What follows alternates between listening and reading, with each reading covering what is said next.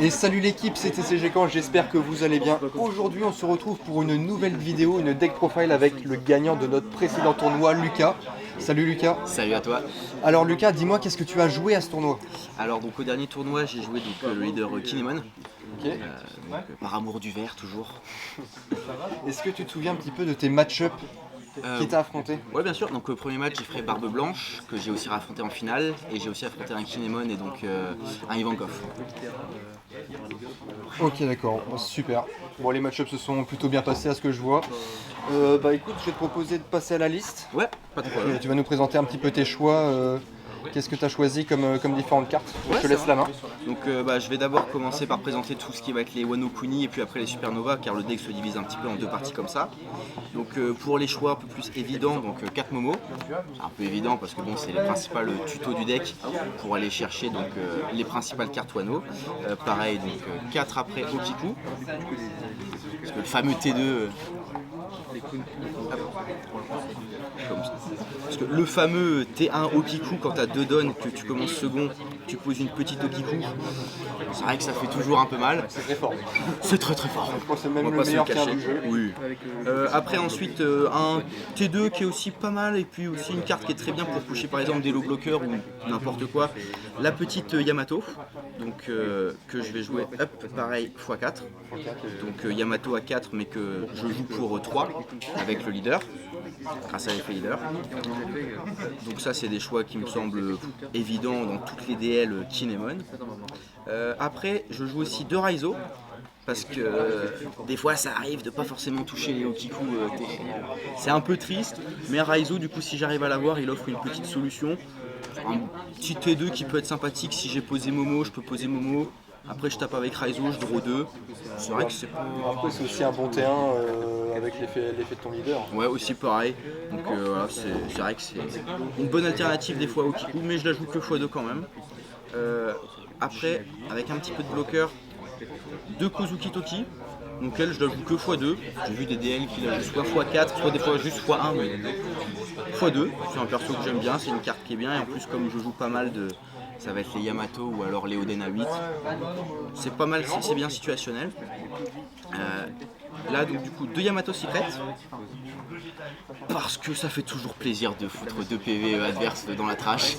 Toujours. Pourquoi t'en as choisi d'en jouer 2 alors que certaines decklists en jouent 4? Alors moi j'ai choisi d'en jouer 2 donc déjà parce que j'en ai acheté 2 en OP01, j'ai pas eu envie personnellement d'en acheter 2 autres en OP02 et parce que je suis quelqu'un qui a du mal à se décider sur quelle carte enlever, quelle carte mettre et j'ai pas réussi à savoir quelle carte enlever pour mettre d'autres Yamato de plus. Donc, et comme je la sors pas tout le temps, c'est vrai que c'est une carte qui fait peur, mais dans certaines situations, comme elle peut facilement se faire jet pistol, facilement se faire par exemple coucher par une Yamato et puis après se faire détruire, j'ai préféré pas en mettre de trop. Ensuite, bon, 4 ISO, hein, les counters 2000 on connaît, puis en plus ça couche une 4 ou moins, donc ça aussi ça fait toujours plaisir. 3 Oden à 8. Avec bien évidemment une petite altarte que j'ai réussi à dropper. Ça flex. Ça flex ici, non, ça fait toujours plaisir. Donc j'en joue que 3, avec certaines decklists qui en jouent 4. Et moi je décide d'en jouer que 3 parce que quand j'en joue 4 je suis maudit. Et j'en touche beaucoup trop. Et non en vrai 3 c'est le bon nombre pour pouvoir les tutos donc avec les Momo, avec les Raizo si j'en ai posé un. Et voilà, quand j'en joue 3 ça me garantit d'en avoir au moins un par game. Et ça me suffit largement. Ensuite au niveau des extras, je vais jouer donc un Paradise Waterfall qui peut être bien pour redresser donc par exemple un low blocker que je vais montrer après ou un Kid Asset.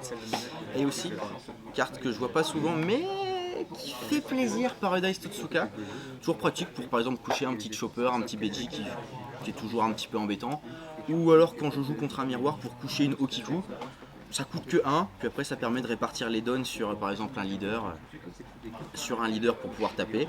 Et le petit trigger qui parfois peut faire plaisir contre un Zoro ou contre une Okiku.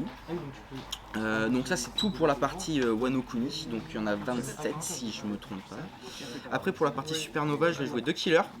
Alors ces killers là, donc c'est les killers à 3 qui tuent une carte à 3 ou moins, parce que j'ai beaucoup joué contre des Kinemon, j'ai beaucoup joué contre des Zoro, et c'est vrai que cette carte là permet facilement de dégager un Zoro ou de dégager une Okiku, ça fait toujours plaisir. Pareil, jouer en trigger. Choix évident, un petit peu 4 BG, les bloqueurs ça fait toujours plaisir, donc il y en a 4. 4 killers bloqueurs pour les mêmes raisons, parce que les bloqueurs ça fait plaisir. Là où est-ce que des fois je me différencie un petit peu, c'est 2 Jewelry Bonnie. La plupart des gens contre qui j'ai affronté jouaient 4 Jewelry Bonnie. Moi j'aime bien jouer que 2. Enfin, c'est une carte qui est bien, mais 2 c'est sympathique aussi. 4 à Pou parce que les counters 2000, je me répète, 3 importants. 3 importants, voilà. Et puis en plus tutorisable avec la Bonnie.